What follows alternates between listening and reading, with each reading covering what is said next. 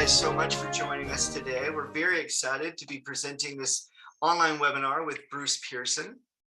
The title of this workshop is Recruiting and Retaining Band Students. My name is David Garrity. I'm the sales manager here at the Neil H. Choate Music Company. And essentially my role here is to introduce our speakers as well as our sponsor for this event. Then at the end of our session, we're going to come back and do some moderation for question and answers for everyone. But before I go any further, I want to introduce Tricia from Long and McQuaid, who are our sponsors for this presentation. And so Tricia, take it away. Awesome. Hi, everyone. If we haven't met yet, I'm Trish, and I work with Long and McQuaid in the educational services team out here on the prairies. I'm coming to you right now from my home on Territory 6, or Treaty 6 territory. I'm going to learn how to talk one day, and it's going to be great. And I would encourage all of you to take just a moment to consider where you're standing, the land you're on, and the treaties created there to stand as long as the sun shines, the grass grows, and the rivers flow. I'm really thrilled to be able to work with Choate and to work with Bruce because I haven't seen Bruce in 100 years, and brings you something today that is really important for all of us right now, that whole recruiting and retention. It's been such a hot topic. So I'm thrilled to be able to partner with the Neil H. Choate Company and to work with Bruce. And I'm going to really just at this point, turn you right back over to David, who will do a much better introduction of Bruce.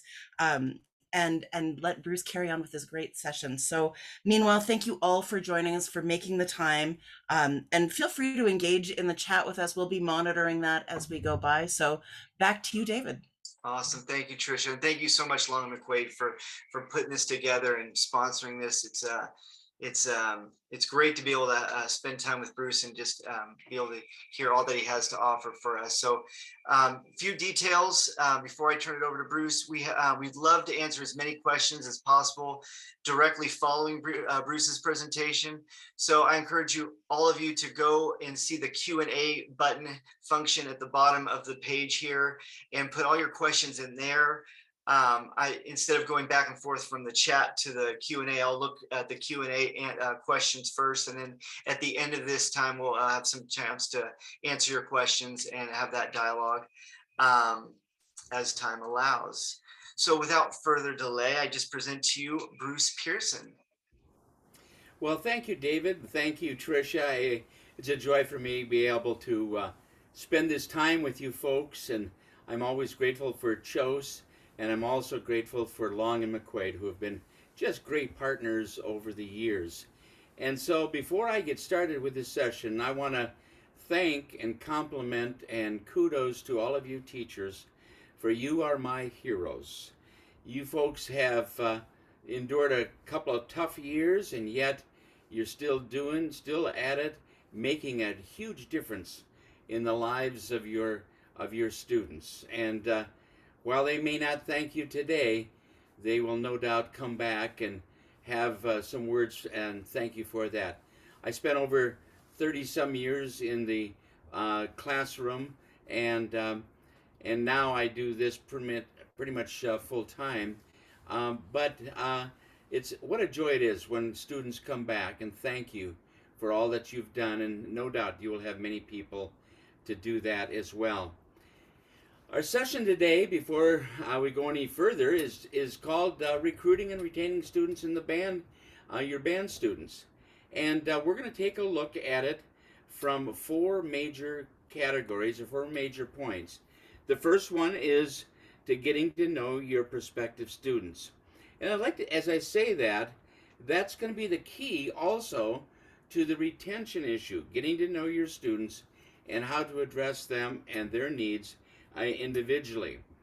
And the second point we're going to look at is how can we generate enthusiasm. And I know for some of you it's been kind of a tough go as far as getting students into the program, and particularly with students maybe who are beyond the grade 5 or grade 6 or grade 7. We'll talk just briefly about how to get them involved. And then one of the keys to retention is communications. We'll talk a little bit about that. And finally, we're going to talk about, and I almost need to whisper it, but retaining band students and why students drop out. So with that, and without further delay, I'm going to jump right into this, and I would like to just parenthetically say um, the greatest retention and the greatest recruitment tool or experience is going to be your rehearsal. Is the rehearsal productive? Is it enjoyable? Is it fast-paced? And most importantly, is it musical? Because all of those things will be key to us being able to recruit and retain students. So here we go. And so with that, I'm going to jump over here, and here we go. So here's our title. Next, we're going to talk about getting to know your future students. As I say that, it's going to be important not only to get students in the program, but it's also going to be equally important to make sure on retention and making sure that they're on the right instrument. So with that, one of the two most important aspects of keeping students and recruiting them are what we'll call music aptitude, and student achievement. Now I'm going to confess that I don't use an aptitude test, and I found them to be not only very expensive, but also very time consuming. But I've listed a few here just for you to see some of them. And as you can see, they're mostly very, very old. So I won't spend any time on that. But if I were to select one, it would be the intermediate measures of musical audiation, or the musical aptitude profile and both by Ed Gordon.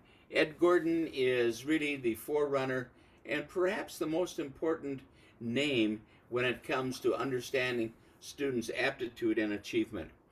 Now what we're going to do is we're going to move on to what we'll refer to as some musical qualities. And for this one, you're going to need to develop a recording. I was going to get involved in creating a recording and all of this kind of stuff. Then I started writing Tradition of Excellence, and at that point in time, this got put on the back burner. But here's what I'd like to suggest you do. And by the way, we have a handout that will be sent to you that will have these on it, and you certainly feel free to copy it. And so on the recording, you're going to have three, well, actually 12 examples, but 2 pitches performed. And so the one will start out, and and that becomes the baseline pitch, and then you play another one, and the student says, is it the same, is it higher, or lower? Now this becomes very important for some specific instruments, and so I suggest you make them. And nowadays it's so easy to make these recordings using the technology that we have today.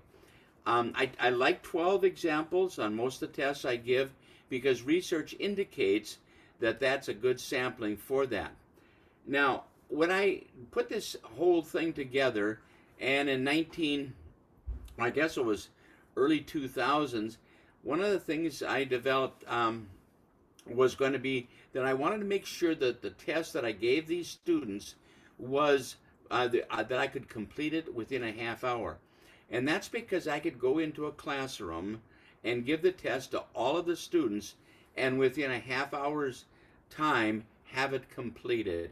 Most teachers were receptive to the idea of me going into the classroom for this purpose, and consequently they gave me a half an hour. Speaking about the classroom and going back one notch further, when I was talking about music aptitude, even though I don't use a music aptitude test, what I find is that the classroom teacher, or perhaps you're the general music teacher, I find that the anecdotal comments about which students are really have a high musical aptitude to be very helpful.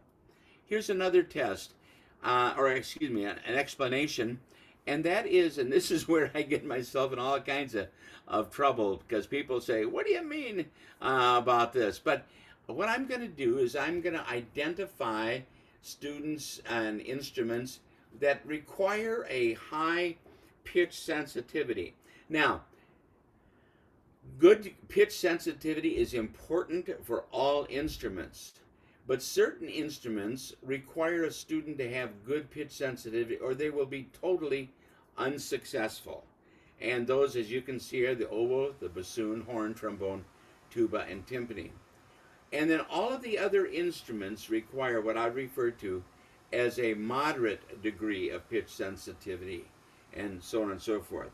Moving on. Now, this one here is meter or rhythm. And so what I do for this is, again, I create a recording, and on the recording, I don't use multiple pitches, but I might just say dot dot dot dot dot dot dot dot dot dot, and then I'll repeat it or change it dot dot dot dot dot dot dot dot dot, and consequently, the student will say, is it the same or is it different? Now, with that, of course, we're going to take a look at those instruments requiring a high degree of meter or rhythm sensitivity are the percussion and tuba. All others are with a moderate degree. Now, as I say that, I want to make sure that when you create this, I'll go back, when you create this test, make sure you use 4/4 or duple time, 4/4, 2/4, 3/4, and 6/8. Some students will feel a better sense of rhythmic identity with certain meters. Moving on. Now here's a steadiness of beat, and this is one, again, part of the recording you're going to create. And what happens is that you set up a pulse. You go click, click, click, click, click, click, chime. And then the student will identify how many elapsed beats there were. So in other words, they might be, and vary it. So sometimes there might be just 2, sometimes 4, 6, 7, 5. And so they're going to have how many elapsed beats. So we set up a pulse, tick, tick, tick, tick, tick, tick, chime. That should have been 11. 11 beats elapsed. And so that would be very helpful, and you can see what instruments, and again, percussion and tuba, all the others would have a moderate degree of beat steadiness. Timbre preference, and this is one that you're going to want to have the students hear the instruments. You know, I recall, years ago, when I was teaching full-time elementary band, that I had some students, or I had one student in particular, who really liked the sound of the clarinet. And this young lady selected the clarinet. We got into it. We were working, and she was doing really quite well until we got to about 3/4 of the way through the first year, when she had to now play in the upper register. And she absolutely did not enjoy that experience up in the upper register. In fact, we eventually had to find a different instrument for her. But this is something you can do where you can have the students have someone plays it for them out of the view, and you tell which is or are their favorite instrumental sounds. And again, you can photocopy this, what I have for you. And so in the first choice, example, do I definitely like it, moderately like it, slightly dislike, moderately dislike, or definitely dislike that particular sound? I'm going to give a shameless plug, and Tricia, we may figure out a way to do this, but in the middle of the book that I wrote called Recorder Excellence, here's a shameless plug. There is a I think many instruments, I'm going to guess 15 plus instruments playing the same melody on a recording, and that could be used here for an example of, do I like that instrumental sound or not? Moving on. Now, the second part of this, as we get to know our students even better, is we're going to work with our teacher, because if you'll notice it said, in most cases there's a direct relationship between students' academic achievement, support at home, and their band instrument experience. And that is so true. I think all of us can identify that if a student has good parental support, oftentimes they're good students, and those are our kids who really achieve well. We're going to want to know who those kids are, and we can oftentimes get help from our classroom teacher. And so the student fills this out, and how are my grades in school? Are they above average, slightly above, below average, slightly below average, or below? And reading group is really important, because there's a high degree of correlation between being able to read notes and being able to read words. Typically, you're going to want those students who have, should we say, who desire to play flutes and clarinets and oboes and percussion. You're going to want them to be in the top reading group, because those are where the notes go by fastest. And number 3, my parents are guardians. This is a way I was able to get the question out without really asking it.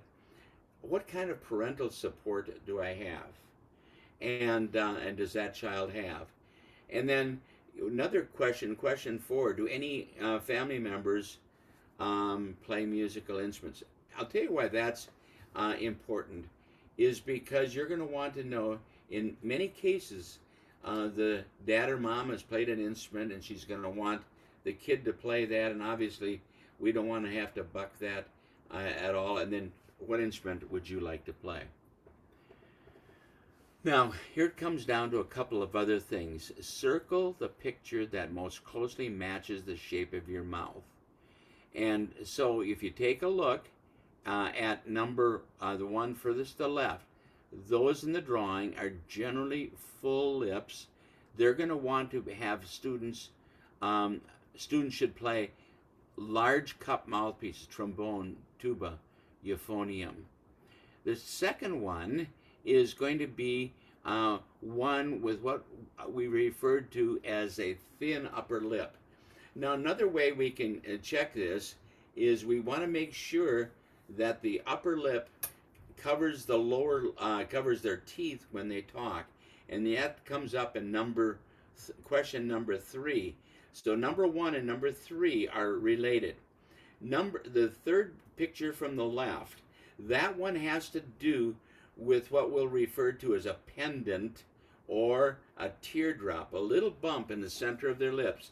If they have that, you probably want to steer them away from flute, because the air will come out in stereo.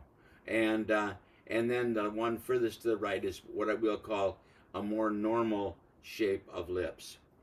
The second point of here, it has to do with the first one would be to your left is an overbite.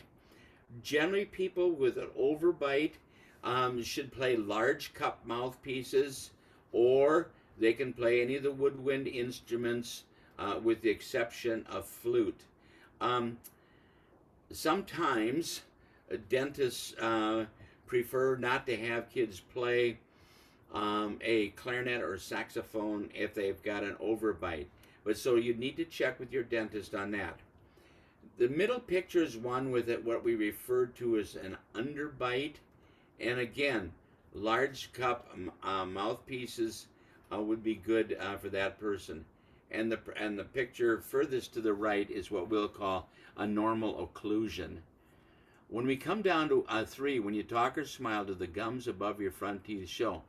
If they don't, if you can't see their gums or their front teeth, they should probably not play flute. When it comes to number 4, what is your arm length? Here's how I deal with that: is I have them take a yardstick, a meter stick, and I have them place it under their in their armpit, and have them touch to the first knuckle on their hand, and it should be 19 inches or more, and they can play all of the instruments if it's 19 inches or more. If less than that, they should probably not play trombone, or they should probably not also play flute unless they use a flute with a curved head joint, which is are readily available. Number 5, does your left index finger completely cover the circle? That's really to identify clarinet players. If they cannot cover that full circle, they're not going to be able to cover the whole, and therefore that child is probably going to be frustrated and a potential dropout. Number 6 is another one where I get in trouble. Are you shy? Are you a shy or outgoing person? Mark the scale, which indicates where you believe you are in being shy or outgoing. That has all to do with those instruments that are typically solo instruments. So, for example, oboe. For example, trumpet. And we could get into a million jokes about trumpet players and so on and so forth. But those people should be on the right side, more outgoing on those instruments that are typically more outgoing. Would be, as I said, oboe, trumpet, and that would be on that right hand side. Now, here's a test that I didn't develop it, but I purchased it, and so I own this test. And so here's how this goes. This is an eye-hand coordination test, and the eye-hand coordination test is basically going to say how quickly can you operate a machine. If you were going to your bands today, your first players on the flutes, clarinets, percussion, oboe, and so on so forth would have strong eye-hand coordination skills. Here's how it works. If you'll see that there are 9 symbols: a square, a circle, a horizontal line, a triangle, plus, diagonal line, star, L, and a diamond. And below each one is a number. And so, and that corresponds to that. So then you're going to ask your students, and by the way, I originally was going to have this be done on computer, but I found that the pencil and paper is more accurate because that's more similar to how we operate a musical instrument. So we asked the students to do a practice exercise. And so under the square, they'll put a 1, under the triangle, they'll put a 4, under their plus, they'll put a 5, and so on and so forth. And then they stop when they get to the black box. Then we tell the students that this is a 2-minute timed test. They must not skip any, and they must go one right after another. And you're going to find that some kids may say, well, I'll find all the zeros and put a 2 under them. You'll have to discard that test. They have to go from one right to another. So they see the symbol, they write a number under it. At the end of 2 minutes, you say, stop. And so then what you will do is you'll have the students count up the number of correct ones. And they may need to exchange papers or however you do to ensure accuracy. And they'll count them up. And then you'll make a bell curve on this. So you'll find that some will be real high, like in the 100s and 30s. And you'll find some that'll be really low in the 50s and 60s.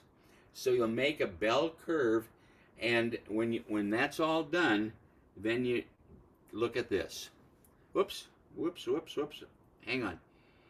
Then you'll find it'll come back here, just a minute. And then what you'll do is you're going to find that there's a certain instruments require a high degree of eye-hand coordination. Those again would be where the notes go by fastest, and some require low and some moderate. And so then you can group the students from there. Now we're going on. You're going to learn about the family background. I won't go into much detail on that, but that's what we need to do. And I realize, and trust me, I mean, I've been there. We realize how much work it is to do this, but I can't think of anything that's more important than to learning about our students and what instruments they're best suited for. By the way, it's important that you always, when you're recruiting people, that you recruit a leader on every instrument. We certainly want to have balanced bands, and remember the definition of a leader is when they can see that someone is following them. Here's some quick ideas regarding enthusiasm. I go into the classrooms and I find that just doing the test that we've just been through is really creates some interest for the students. They want to know if they pass, and of course they pass. We just want to find out what is the best instrument for them. So you can see here I also recommend the 20-minute United States Army Field Band instrument demonstration. The only difficulty with that is that it's pretty elaborate music and the students may not identify with it.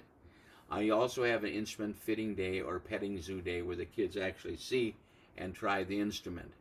You're going to ask your classroom visit. You're going to talk about these things. You're going to give these. And again, these will come in the handout that we give you, that we're going to send you. And again, they can be duplicated. I'll have a general assembly concert with the beginning band. And I like to do the beginning band because then they can see their friends. Earlier, I used to bring in the high school band, but I found that the kids didn't identify with that, whereas they could see their buddy who they see in the hallway. So I'll do a concert, and then I'll do a recruitment outreach, sending this to them and letting them know that we are starting the band. And one of the things that I do is I like to have the students recruit students, bring a buddy to band. I also like to have parents recruiting parents. And so I identify some parents who I know are very supportive of the program, and they then will contact the names of parents or guardians that I suggest. I generally have an informal meeting, and I have done it in the auditorium or gymnasium, and there I'm going to hand out the recruiting forms. I'm going to introduce all of the band staff, including private teachers, tell them about the program, and then I talk about the three-way musical partnership of parent, student, and teacher. I talk about parents. It's important to always be encouraging. You never want to make sounds or never want to identify sounds that would be, not very encouraging. Display the selected method book, and if you don't know which one, I think I can help you with that one. And then there's outline students and parental expectations. And so it comes down to how much do you expect the kids to practice? Here's what I want to do is tell them how much I want them to practice. I then have an interview with every prospective parent and child, parent or guardian and child. And at that point in time, I've taken all the test results. I've got a list of the students who are coming in because they've signed up for it at that informational meeting the night before, or 2 nights or however many nights before. I put them in order, and then I have the students. I show the test results. Which instrument would you like to play? and I ask them to try it or an alternative. And in that particular case, I find that many students will make a different choice because they've now got, they're away from their peers and so on and so forth. So that becomes this interview, and it's a 15-minute interview that they sign up for. And then I won't go through a lot of this, but here's communications, keeping parents informed of how their students are doing. I also give a progress report. In other words, I'm going to now, as you can see, write down what they're deficient in, comments, and then I also make, are you recommending that they continue? Or in some cases, we find that after a 6-week period that they haven't done much progress at all, and that at that point in time, you might want to, like it says at the bottom, please call to schedule a conference. Now we're talking about a band and when to have the concert. And again, this will be in the handout we give you and some more information on that. And now I want to talk about some things that are somewhat difficult to talk about. Remember, the rehearsal is the most important component. And with that, it needs to be productive, it needs to be enjoyable, it needs to be fast-paced, and it needs to it needs to be musical above all. At some other time, I may be able to do a workshop on how to create a rehearsal that will meet all those requirements. Notice again, what you recruit them with is what you recruit them to.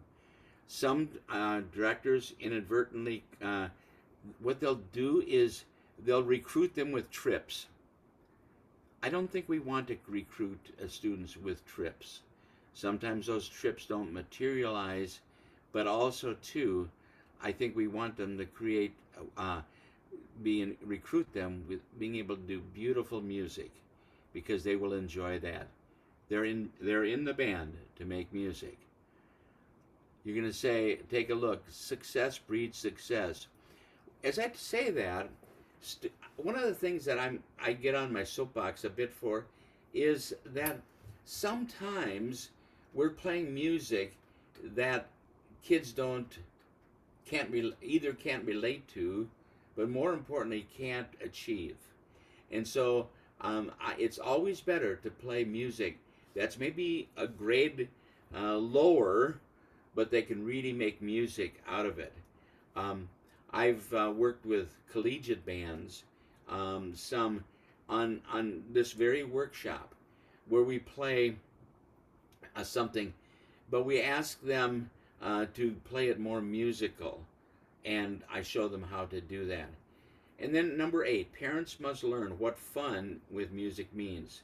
While music class is an ongoing social and emotional reprieve from a high-stakes testing culture, it is not time to be less mindful of excellence. Creating a culture of excellence is the most important thing that we can do.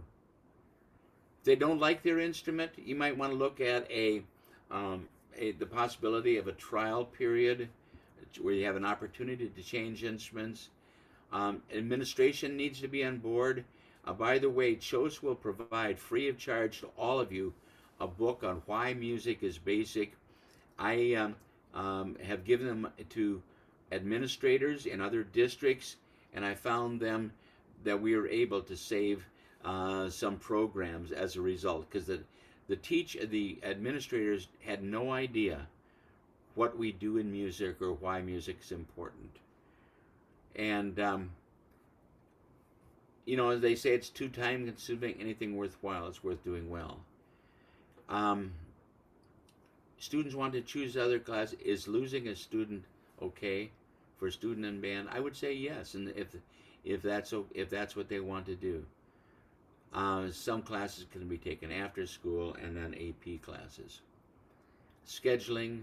We have it here in Minnesota what's called PSEO, which is post-secondary education option, and that's when they are in 11th grade, they can start taking college credits, which sometimes conflict with their scheduling and band classes. And no doubt there's a myriad of others. It's important for teachers to get to know the teachers at the other levels, for the students to get to know them, and so trading some classes and scheduling might be helpful. Year-end celebrations and with the newsletter, section leaders keep in contact with section members, and those are some of the things. And here's some leadership retreat activities for the entire band program, band blast, where the entire music program, entire band program does a performance together. And getting kids to practice without tears. Teach them how to practice. Plan your performances, be their cheerleader. Remember, celebrate all accomplishments, expect their best, not your best. And I see that my time is getting close to being my enemy here, but let's give positive reinforcement. Remember this: we praise publicly, but we discipline privately. Help the children see the value in music. Okay, so there's my presentation, and we're pretty much on time now. Any questions that you may have, and I'll try to address them.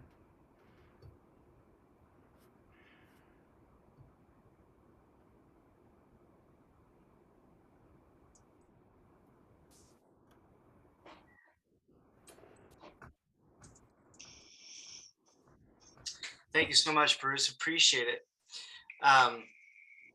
So yeah, we do have, before we go into question and answers, I'm going to, wanted to drop a link in the chat right now for a resource that that Bruce put together. I wanted to make sure that you had it. So if you look in the chat, I have a link to a PDF that is called Distance Learning Solutions. And Bruce, maybe you can speak a little bit to that, of what that is, and what that's all about. Sure. When COVID started coming into our environment, we recognized that fewer and fewer bands were able to rehearse on a regular basis.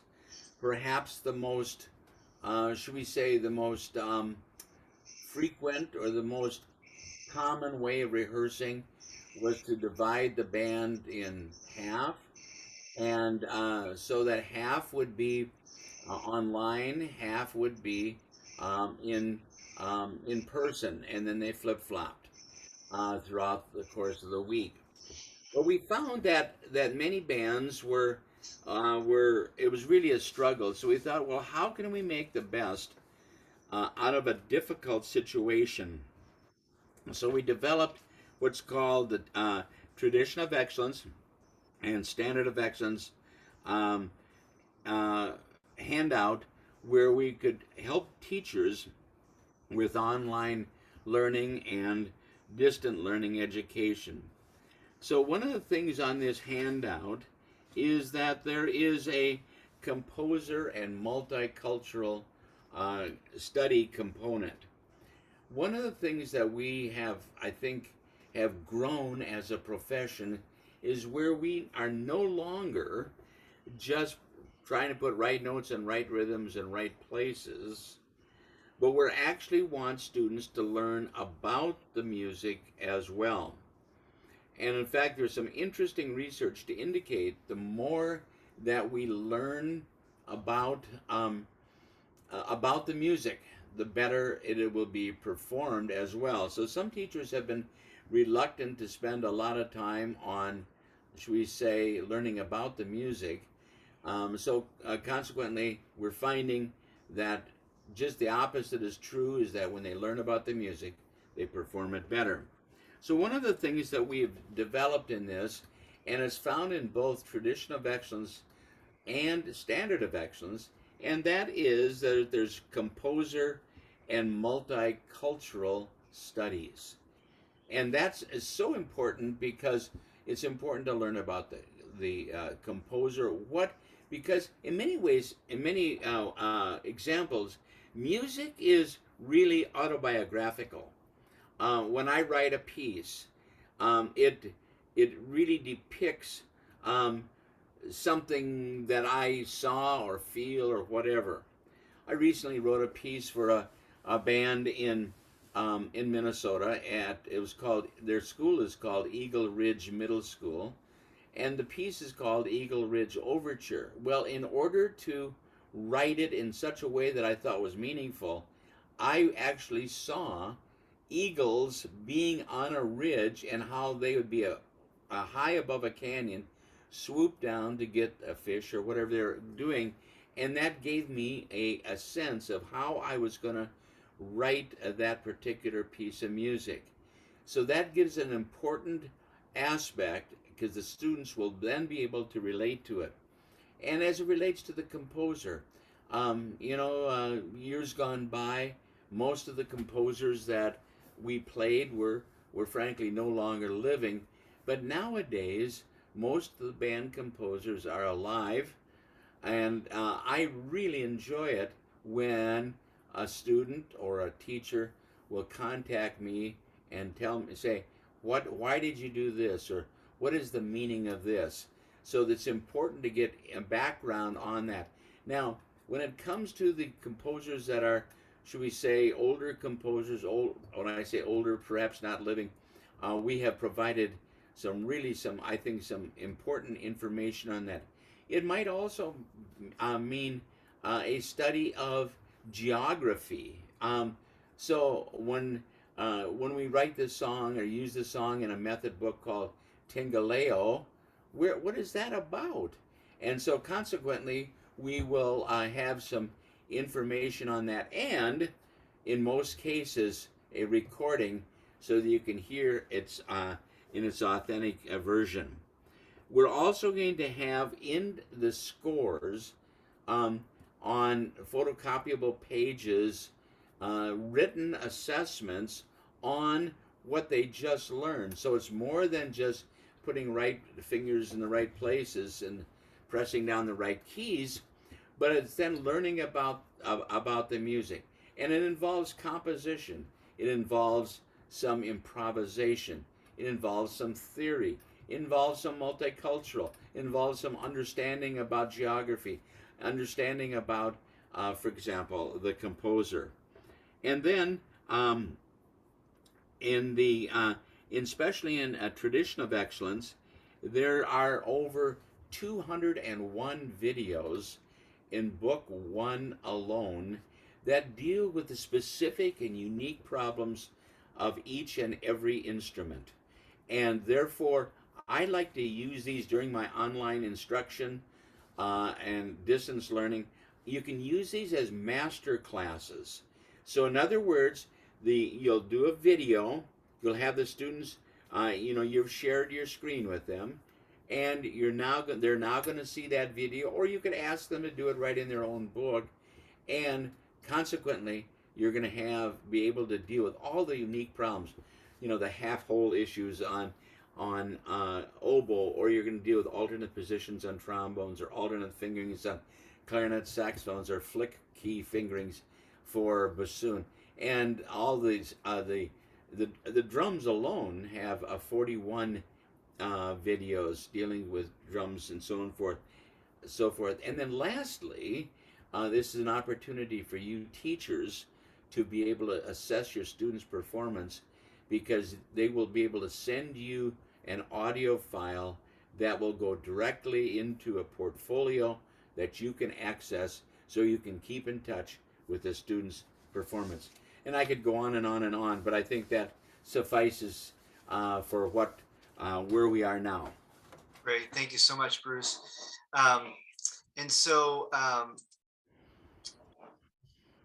just want to let everybody know we have the Q&A little tab on the bottom is open. And Bruce, I have our first question here. Sure. It's from an anonymous attendee. Thank you for writing this in for us. So it says, what do you do when a child comes with an instrument bought by their parents and it's just the wrong instrument for that child? Okay. You know, I operate under the sort of the framework of honesty is the best policy. And so what I would do in that particular case is that I would ask for a meeting with the child, the parent, and so on and so forth. And then, by the way, you can head this off, and I've had this issue, but you can head it off at that informational meeting that I talked about, that I had in the gymnasium or the auditorium, where I talk to the parents. I'll say, you know, you want your child to be successful. I want your child to be successful. And so therefore we want to give them the best opportunity for that.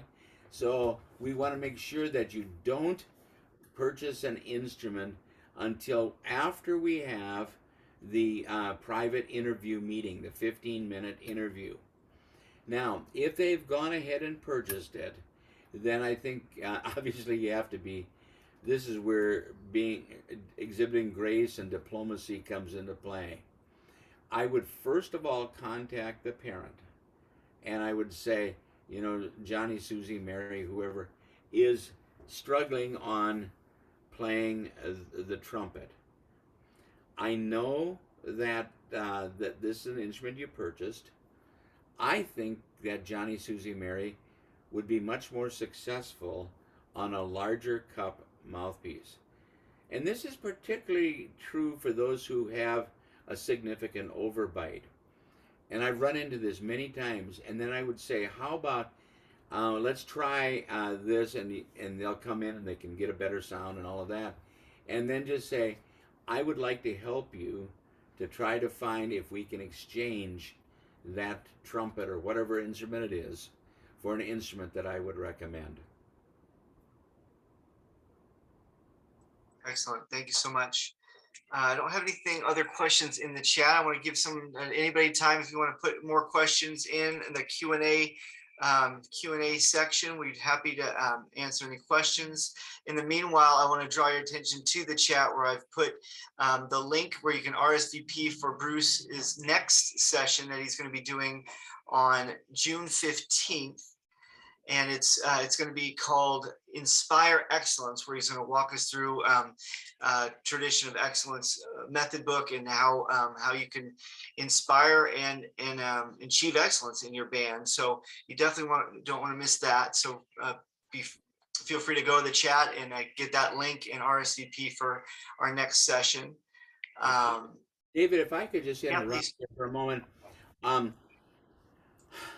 We're going to use tradition of excellence as kind of the backdrop.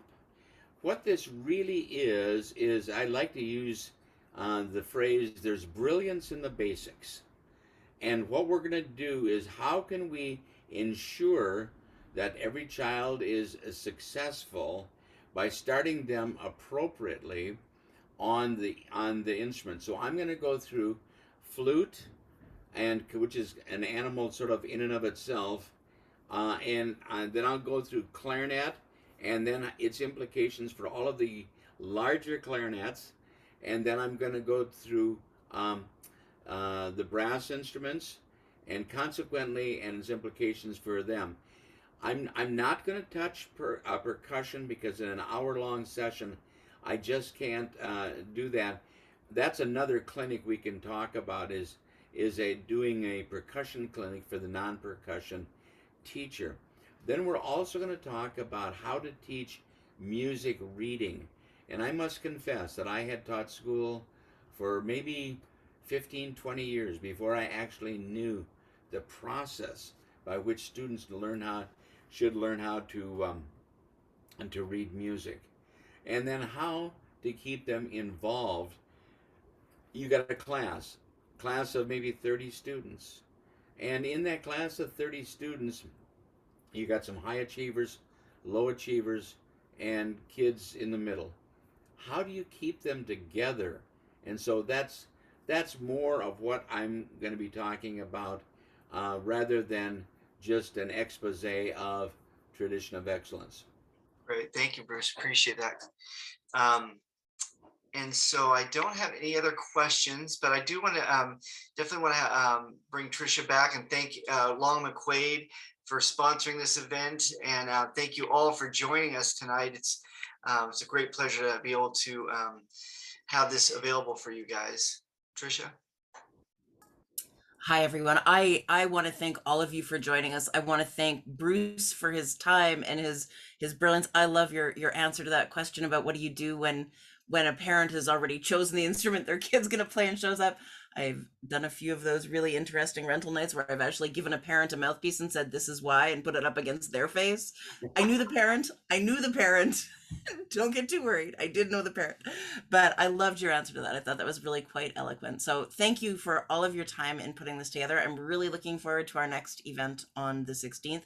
Thank you to you, David, and to Chose through you for all of your willingness to do these fun and exciting online things. I think it's been great. So yeah, mostly I'm just really looking forward to seeing everyone again on June 15th. Yes, absolutely. Thank you, Tricia, and thank you, Long McQuaid, and definitely Bruce. Thank you so much for your time tonight. I hope everyone really got a lot out of it, and we're excited to see everybody back on June 15th for Inspire Excellence. Bruce? One last thing, we will send you the handout too. And so I love that you said that. I was thinking the same thing, Bruce. If I don't have your email address, please email me. I'm going to put my email in the chat right now. and I'll send it, and therefore you'll have a copy of it, because when we're restricted to an hour presentation, including Q&A, I realized that I went through some of those things rather rapidly. Excellent. Yeah, so we'll make sure we get that into your hands as well. And there we go. Perfect. Tricia's got her email in there, so just email Tricia. We'll make sure we'll get those handouts to you, as well as if you have any other questions as follow up from here. Yes, thank you guys so much. Thank you, Bruce. Thank you, Tricia. And we'll see you guys all back on June 15th. Thank you very much. Thanks, everyone. Goodbye. Bye.